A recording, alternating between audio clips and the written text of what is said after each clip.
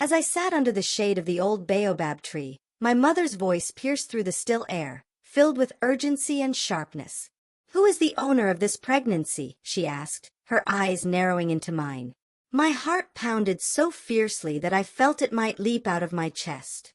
My hands trembled as I tried to find words, but the weight of her gaze pinned me in place, leaving only silence to answer her. "Speak, girl," she demanded, leaning closer. Her face was etched with a mixture of anger, confusion, and something else, something I dared not name but feared nonetheless. I looked down, unable to meet her eyes, and finally let the truth fall from my lips like a heavy stone sinking into the depths of a still river. "My father," I whispered, my voice barely audible. "Your husband. He's my boyfriend." The words hung in the air, toxic and suffocating, as if the very world had stopped spinning for a moment. My mother staggered back, her hand clutching her chest. "What?" she gasped, her voice trembling. "What did you just say?" Tears began to stream down my face as I forced myself to continue, the truth clawing its way out of me. "Since I was 6 years old, he told me to keep it a secret. He said it was our bond, our special connection." My voice broke, and I could barely choke out the words. "I've been hiding this ever since." My mother's scream shattered the silence of our compound, echoing into the distant hills.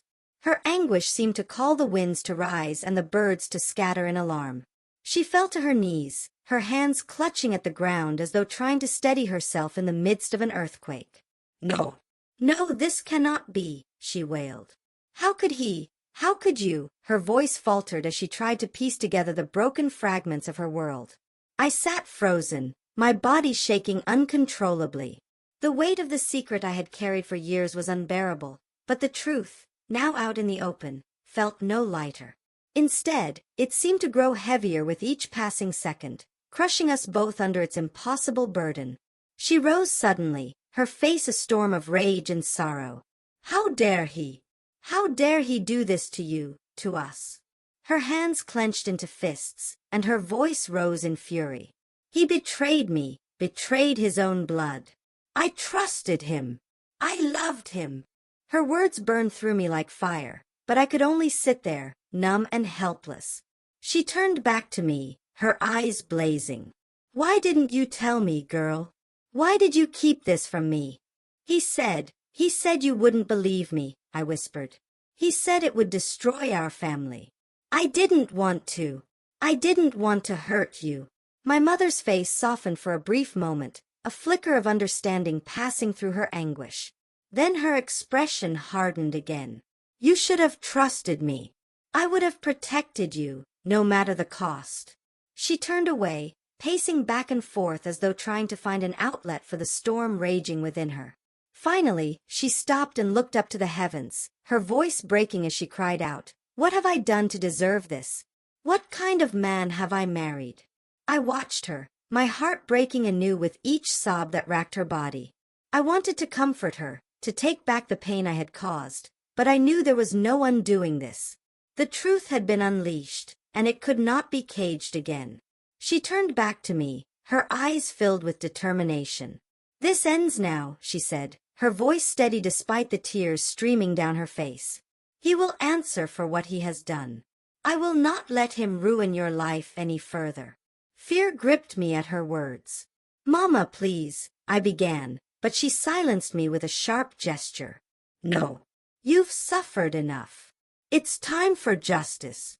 And with that, she strode into the house, leaving me alone under the baobab tree, the weight of my confession still pressing down on me like a heavy shroud. I could hear her voice inside, raised in a fury I had never heard before, and then my father's voice joining hers, first in confusion, then in anger. I closed my eyes, tears streaming down my face, and prayed silently for strength, for myself, for my mother, and even, in some small corner of my heart, for my father. The storm that had been brewing for years had finally broken, and there was no turning back now. As my mother's voice clashed with my father's inside the house, I remained rooted under the baobab tree. The ancient branches above seemed to groan with the weight of the revelation, as though the tree itself had absorbed the echoes of my confession. A cool breeze swept through the compound, but it did little to soothe the fire raging in my chest. I couldn't bear to hear the argument unfolding, yet I couldn't bring myself to move. Each word that drifted through the air felt like a hammer striking a fragile vase, shattering what little semblance of normalcy our family had left. Suddenly, the door of the house slammed open. My mother emerged, her face streaked with tears and her head wrapped tightly in a scarf she hadn't been wearing moments before. In her hand was a small bundle wrapped in cloth, a sign of her resolve.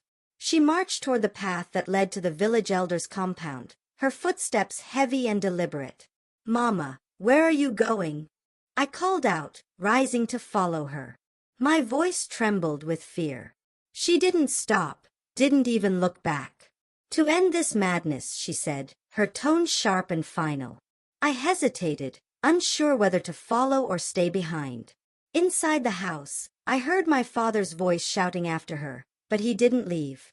Perhaps he thought her anger would fade as it always had before, that her words were empty threats carried away by the wind. But I knew better. Something had shifted in my mother, something unyielding. I hurried to catch up with her, the dry earth kicking up dust beneath my feet. "Mama, please," I begged, grabbing her arm. "Don't involve the elders. They'll talk. Everyone will know." She stopped abruptly, turning to face me. Her eyes, though bloodshot, burned with a fierce determination.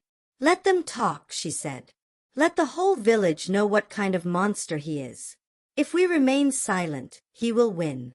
And I will not allow that. Not anymore." Her words struck me like a blow. The shame I had carried for so long now threatened to spill out into the open for all to see. But in her face, I saw no shame, only fury and a deep, unrelenting love for me. As we approached the elder's compound, whispers began to ripple through the village. Women paused in their chores to watch us pass. Children stopped their games, sensing the gravity of the moment. My mother's resolve seemed to stiffen with each step, while my heart threatened to burst from my chest.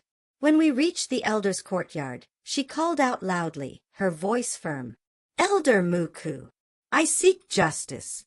Come and hear my grievance." Elder Muku, a wizened man whose hair was as white as the clouds above, emerged slowly from his hut. His eyes, sharp despite his years, scanned the scene before him. Other villagers began to gather, drawn by the commotion. "What is the matter, Nyasha?" he asked, his tone calm but weighted with authority. My mother took a deep breath, then began to recount everything. My father's betrayal, my years of silence, the horror of what had been done to me. Her voice did not waver, even as tears streamed down her face. Gasps and murmurs rippled through the crowd as she spoke. I could feel their eyes on me, heavy with pity, anger, and disbelief. I wanted to disappear, to melt into the ground and become one with the dust, but my mother's steady hand on my shoulder kept me standing. Elder Muku listened without interrupting, his expression grave. When my mother finished, he closed his eyes and sighed deeply, as though the weight of the entire village had suddenly settled on his shoulders. "This is a grave matter," he said at last. "One that cannot be resolved here, in haste or anger. We must summon the council and hear all sides. Justice must be done, but it must be done rightly." My mother nodded, her grip tightening on my shoulder. "Then summon them," she said. "I will not rest until he answers for his sins." The elder motioned for his attendants to begin preparations. The crowd lingered, their whispers growing louder, but I couldn't hear their words anymore. My mind was a blur of fear, anger, and a faint, fragile hope that perhaps, just perhaps, the truth would finally set me free. The council was convened that very evening, a rare occurrence that signaled the gravity of the situation. In the dim light of the central courtyard, the elders sat in a semicircle, their faces illuminated by flickering lanterns. Behind them, villagers gathered, their murmurs hushed to an uneasy silence as the air grew thick with anticipation. My father arrived last, his face a mask of defiance and arrogance. He strode into the courtyard as though he were above reproach, his chin held high. My mother stiffened at the sight of him, her hand briefly brushing against mine for reassurance. I could feel her trembling, though her expression betrayed none of her inner turmoil. Elder Muku raised his hand, commanding silence. "This is not a night for rumors or idle chatter. We are here to uncover the truth and seek justice. Nyasha, speak first. My mother stepped forward, her voice clear and unwavering as she recounted the horror she had unveiled just hours earlier. She spared no detail, though her words were chosen with the care of someone wielding a double-edged sword. The villagers listened, their faces a tapestry of shock, anger, and sorrow. When she finished, Elder Muku turned to my father. You have heard these accusations. What do you say in your defense? My father smirked, a small, dismissive gesture that sent a ripple of anger through the crowd. These are lies, he said, his voice calm and calculated. My wife has been bewitched, poisoned by jealousy and malice. This child, he gestured toward me without meeting my eyes, has been deceived into believing things that are not true. A murmur of disbelief swept through the crowd, but Elder Muku raised his hand again for silence. Do you deny the accusations entirely? I do, my father said firmly, his voice ringing with false conviction. I am a man of honor. This is a plot to destroy me and tear apart my family. I felt the heat rise to my face, anger bubbling up like a volcano threatening to erupt. How could he lie so effortlessly, so brazenly, when the truth was so clear? My mother squeezed my hand again, a silent reminder to stay strong. Elder Muku's gaze shifted to me. Child, you carry the heaviest burden of all. Speak your truth now, without fear. The council and the ancestors are watching. My legs felt weak as I stepped forward, the weight of 100 eyes pressing down on me. I took a deep breath, forcing myself to meet the elder's gaze. Everything my mother said is true, I began, my voice trembling but growing steadier with each word. He told me to keep it a secret, said it was our special bond. I was just a child. I didn't understand. But now I do. My father's expression darkened, his mask of confidence slipping for the briefest moment. She's lying, he spat, his voice laced with venom. You're all being fooled by a child's imagination. Elder Muku held up his hand again, silencing him. This is not for you to decide. The council will deliberate. The elders leaned in, their voices low as they discussed the matter. The crowd waited with bated breath, the tension in the air so thick it was almost suffocating. My heart pounded in my chest, each beat echoing like a drum in my ears. After what felt like an eternity, Elder Muku straightened and addressed the gathering. The accusations are grave, and the evidence must be weighed carefully. But know this, if these words are true, they speak of an evil that cannot be ignored. The safety of our children, our families, and our village depends on justice being served. He turned to my father. Until the truth is fully known, you are to leave the family compound and remain under guard. You will not approach this girl or her mother. The council will investigate further, and the ancestors will guide our judgment. My father began to protest, his voice rising in anger, but the villagers were no longer silent. Cries of outrage and condemnation erupted from the crowd, their voices forming a wave of fury that drowned out his denials. The guards stepped forward, their presence a reminder that the council's word was law. As he was led away, my father turned to glare at me, his eyes burning with hatred. You've destroyed this family, he hissed. You'll regret this. I flinched at his words, but my mother's arm wrapped around me, her presence a shield against his venom. You didn't destroy anything, she whispered. He did. The crowd began to disperse, the night alive with murmured prayers and solemn vows. My mother and I stood together in the quiet that followed, the first stars appearing in the darkened sky above. The path ahead was uncertain, but for the first time in years, I felt a glimmer of hope. Justice was not yet done, but the truth had finally begun to take root. The days that followed were filled with tension, as though the entire village held its breath. The council had appointed a small group of elders and trusted women from the village to investigate further. They spoke to neighbors, family members, and anyone who might provide clarity. Though the truth was evident to me and my mother, the council sought undeniable proof to confront the darkness that had plagued our home.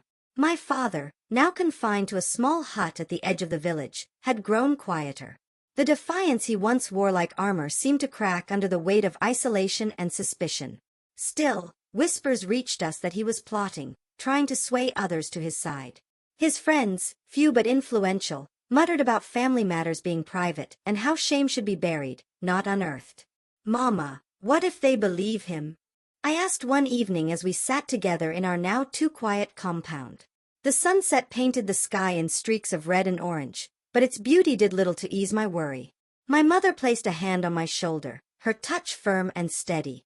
"The truth has its own strength, my child. Even if some refuse to see it, it will stand tall against lies. You must have faith in that." Her words were meant to comfort, but I couldn't shake the fear that clung to me like a shadow. I had seen how my father could charm and manipulate, how he twisted words until they became weapons. Would the council see through him? Would they protect us, or would his lies bury us again? The breakthrough came unexpectedly. One of the women assigned to the investigation, Auntie Zadwa, approached my mother and me as we returned from fetching water at the river. Her expression was grim, but her eyes carried a spark of purpose. "I spoke with Nandi," she began, referring to a cousin of my father who lived in the neighboring village. "She confirmed that your husband has a history." Auntie Zadwa hesitated, glancing at me before lowering her voice. "There were rumors, long before he married you. Girls who disappeared from the compound after accusing him of unspeakable acts. Their families were paid off, silenced.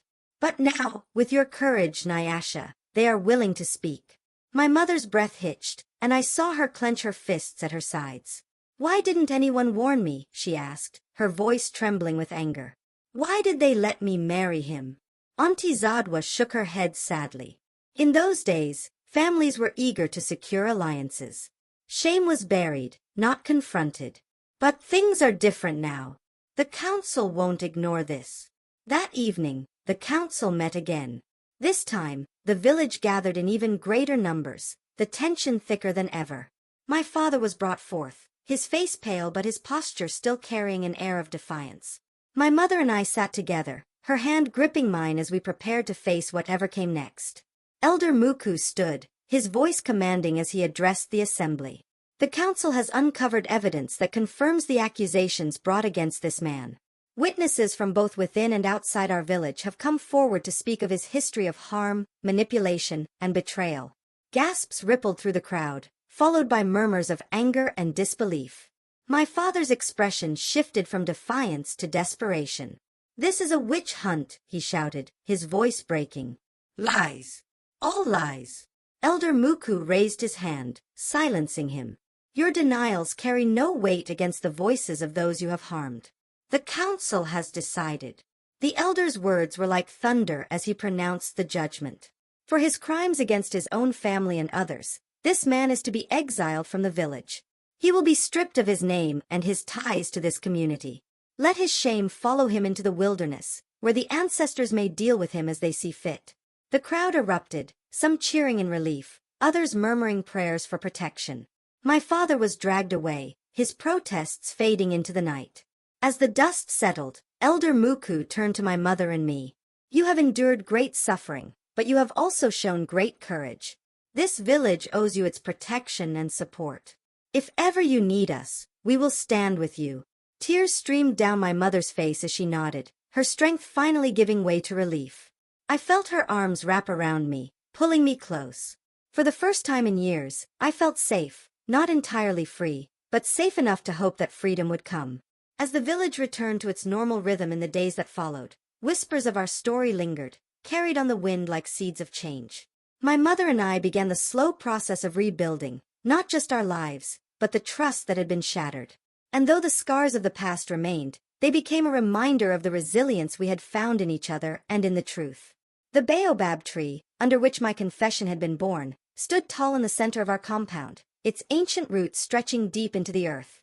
It became a symbol of strength, a reminder that even in the face of storms, some things could endure, grow, and thrive. Months passed, and though the echoes of that dark chapter lingered, the days grew lighter, step by step.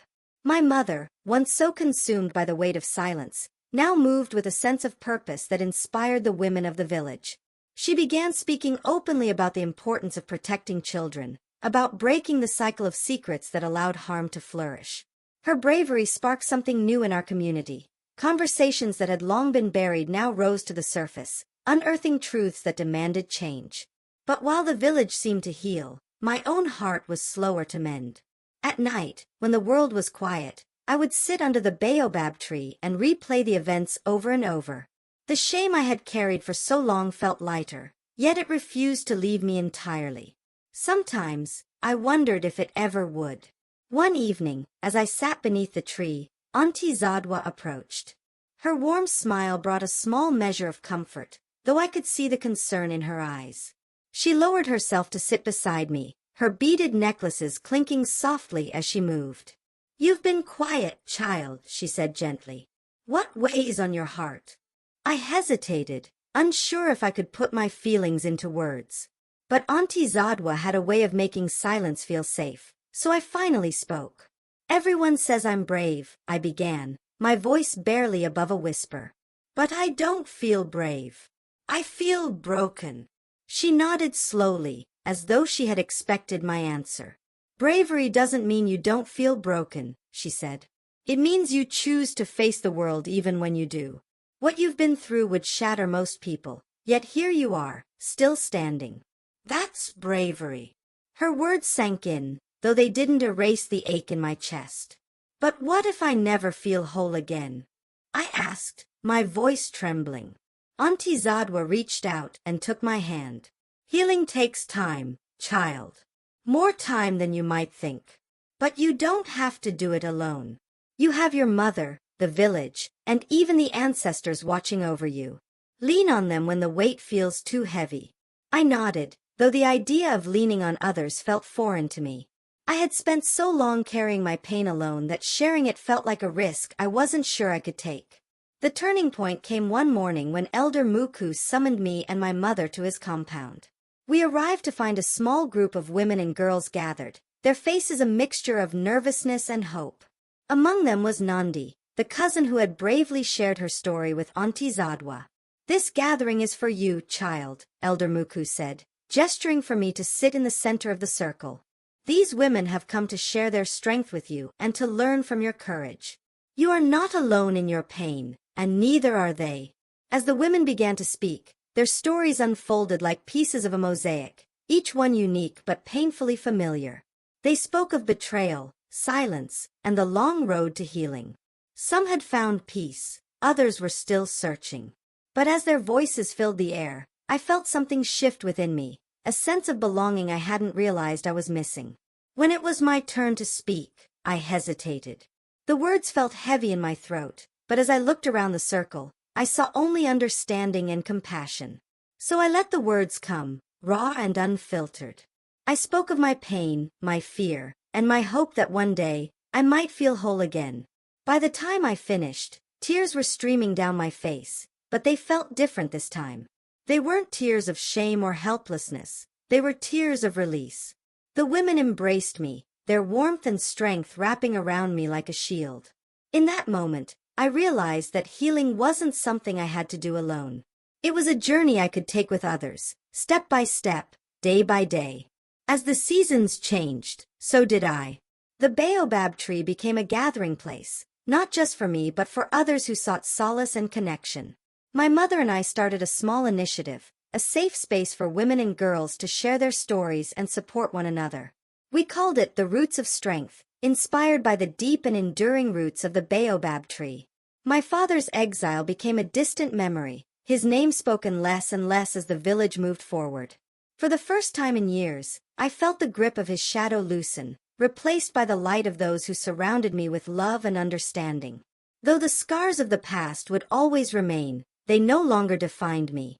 They were a part of my story, yes, but not the whole of it. With every sunrise, I felt the weight lessen, replaced by a growing sense of hope. And under the shade of the baobab tree, I began to dream again, not of escape, but of a future filled with possibility. My friends, as I share this story with you, every pain, every moment of anguish I lived through is coming back to life as if it's all happening again. My heart feels heavy, and I can't deny it, it's overwhelming. I'm so sorry to say this, but I need to pause here. I promise I will continue with this story next time, but for now, I need a moment to gather myself.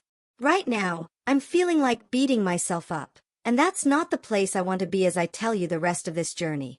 So please, click the like button, subscribe to this channel, and turn on the notifications to make sure you don't miss the next part of this story. Thank you for being here with me, for listening, and for sharing this space. Until next time, take care of yourselves.